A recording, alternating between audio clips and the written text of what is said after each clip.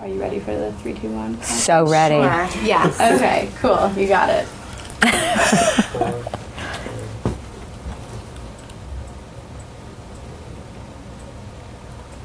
Hi, so I am Meredith Rollins. I'm the editor of RedBook magazine, and I'm here with Sheryl Crow. Hey guys! And I'm here with Meredith. And we are here just to talk about Sheryl's new album, which is coming out in April, Yeah. April 21st, I think. April 21st. And to take some questions, if you guys have them, shoot them our way. We'll answer what we can, or she will answer what she can. Keep it clean. We're good, clean family entertainment up in here. So tell me a little bit about what this album's, what it's called, Okay. and what you're most excited about. This album is called Be Myself. I made it in my barn.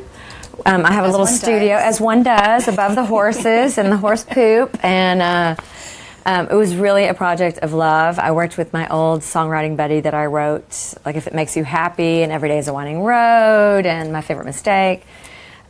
He recently moved to Nashville, about 3 minutes from me, and I said, hey, come over. And the next thing we knew, a month later, we had a brand new album.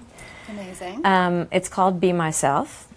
And that song actually is probably about a lot of you guys and the pressure that you have if you are growing up with phones and texting, and just how things can kind of get out of control when you're, you're using a gadget to communicate. And so when you hear it, you'll get it. And do you feel like it's a return to things you've done before? Is it a little bit of a departure? It's a return, absolutely, unequivocally, unabashedly, unapologetically, a return to like the second record, the third record. It's like real fun, rockin', groovin', just in your face. And the song "Meet You Halfway" is already out. It's already hit. I don't know if you guys knew that. It's number 1 on the charts, although it hasn't come out yet. No, it is out, right? I think they've just sent it out to some radio stations, and it's getting good. We're getting some good notices. The video is really amazing. This little animated thing. Yes. Do you want to talk about the song a tiny bit? Well, the song is kind of in response to what was going on during the election, which this record was made in October, so it was kind of at the very end of the election cycle, right before voting day, and people were kind of at each other's throats. There was like a real defined line drawn between sides, and a real lack of decorum in our discussions with each other, and pretty hate-filled. So this song is kind of about, hey, even though we have a lot of disagreements, you may drive a Hummer, I may drive a Volt, don't we, at the end of the day, need to figure out some way to coexist on the planet? It sounds like it's really heady, but it's super fun.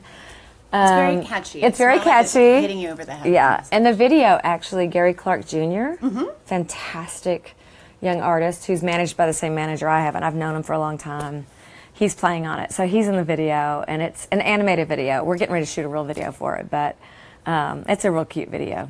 And you're going to go on tour? Going to go on tour this summer, so check my website, SherylCrow.com, I think. And not quite sure, but I think that's what it is. And we're also going to be on the Outlaw Tour this summer with Willie Nelson, and I think Neil Young's coming in and off of it, and Sturgill Simpson, and a whole bunch of people. Yeah, I'm a big Sturgill Simpson fan. Yeah, me too. I like him a lot. I do too. He's kind of great. Also, he also has a kid, and you have 2 little boys. I who do. Are, we were just talking about this, 6 and 9. 6 and 9. And are they going to come with you on the tour? They'll be there, and they are super into potty talk right now. So all you moms who have little boys, I'm just going to tell you straight up, I actually will bribe my kids to not say potty words. I will say, if you get to the end of the day, I'll give you $2. Never works. No.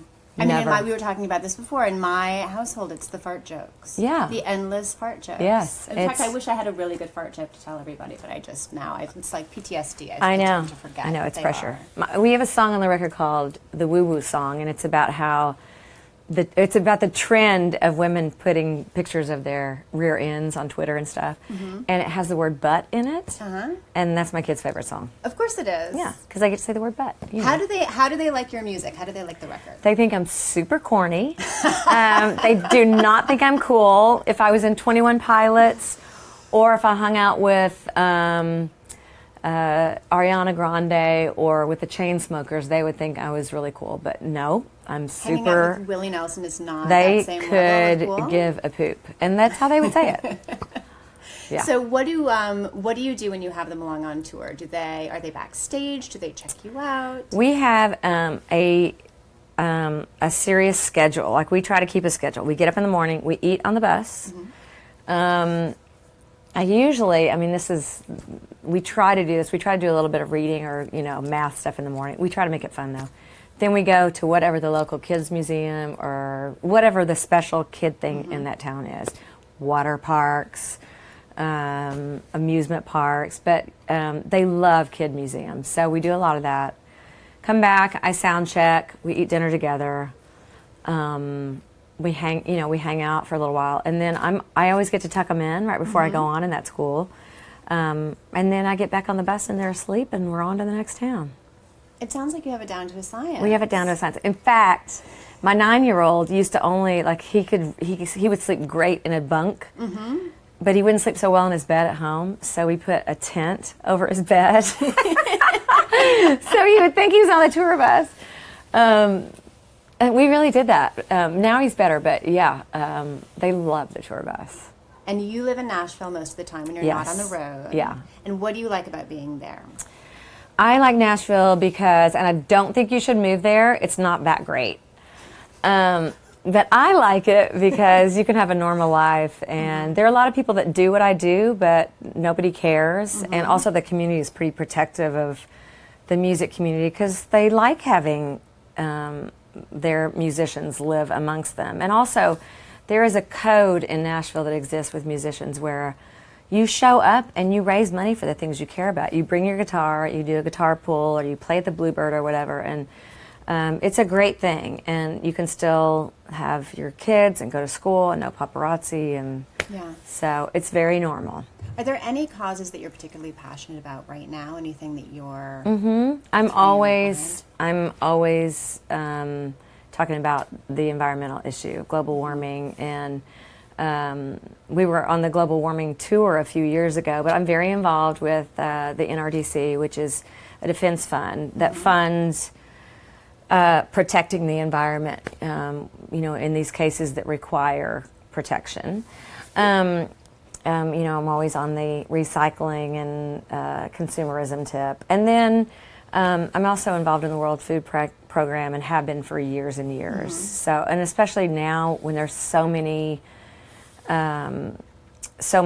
uprooted people in the world, we really, need to support causes like that get food and aid to refugees. Right. And also, I know that you've been really active in supporting breast cancer research Yes. awareness because of your own experience. Yeah. I mean, it was weird because I was always involved in the breast cancer issue, 20 years ago even, and then I wound up with breast cancer. So, so I'm even more involved now. And do you feel like, I feel as though, just as a mom myself, having kids kind of changes your worldview. Clearly also, struggling with an illness also changes your worldview. Do you feel like any of that's reflected in the music that you're making now? Oh, absolutely. I think that old saying of your art, your life informs your art, is very true. It's inescapable when you're writing to disqualify your life experiences. And for me, having breast cancer, although I would never recommend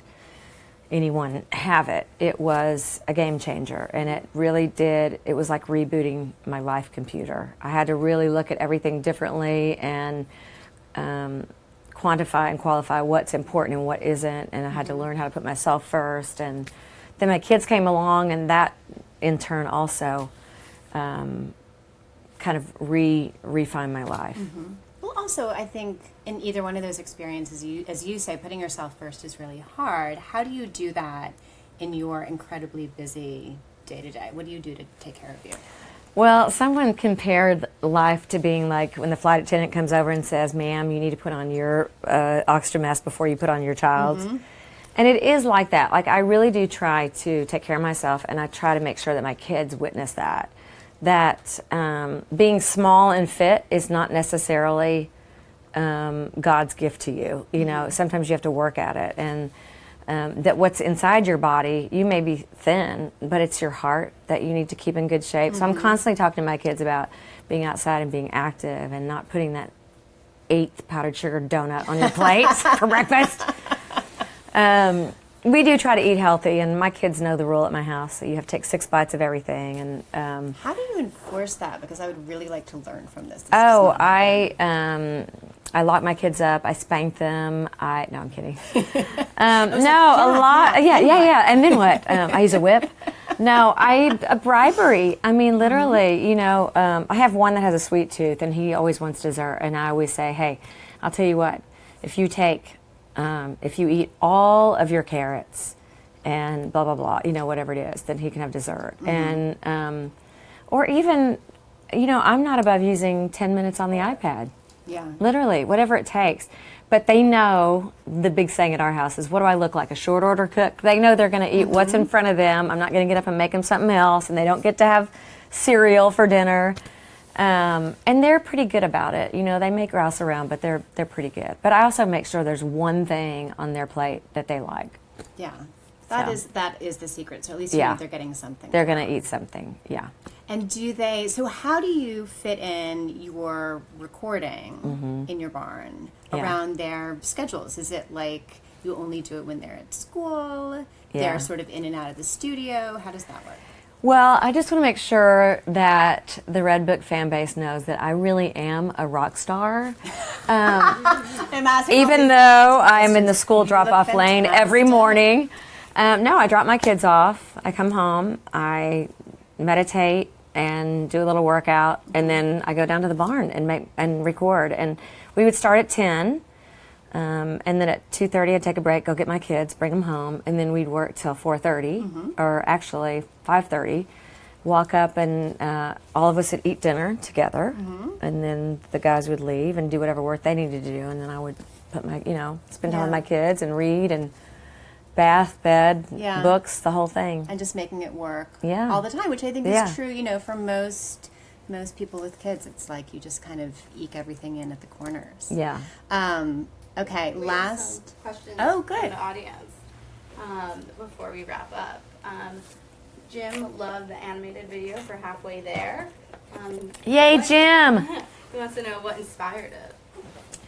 Well, Jim, we are going to actually shoot a proper video for that. But I had this amazing, and he's still a dear friend of mine, production manager that used to make these funny videos. Like we did one for a song called Gasoline that was on the Detours record, which I think was probably 10 years ago. And I called him and said, I have this song, and we're going to put it out. And what do you think about making a video for this that kind of ties in everything that's going on? The differences between all of us, but also the similarities that exist amongst all of us. And so he kind of took it and ran with it, and made sure and got Gary Clark Jr. in there, and did a great job. It's really a cute, fun video. It is. And Melissa wants to know how you get yourself in like a creative thinking space to write songs. Melissa Etheridge? Are you making a record, Melissa? And you're asking me? No, I'm kidding. Well, used to, in the old days, I would think that, okay, I'm going to wait until I'm really inspired to write, and we would keep really long hours and have some wine in the studio, and sometimes it'd be like 3 a.m. I am such a different person now. I love my sleep. I also value my time with my kids, and inspiration is relegated to certain hours. And it really has worked well in that there's just been an amazing abundance of stuff to write about right now. And closing that door in the studio and putting the bass on and running a groove and then just getting some ideas out, it was really a lot like just barfing out songs. I mean, I just felt like there were so many things to write about, and it all just made its way onto the record. It's not always like that, but this record-making experience was definitely just like purging. That's great. All right. Okay. Thank you so much for joining us. Thanks for having me. The questions. Yes.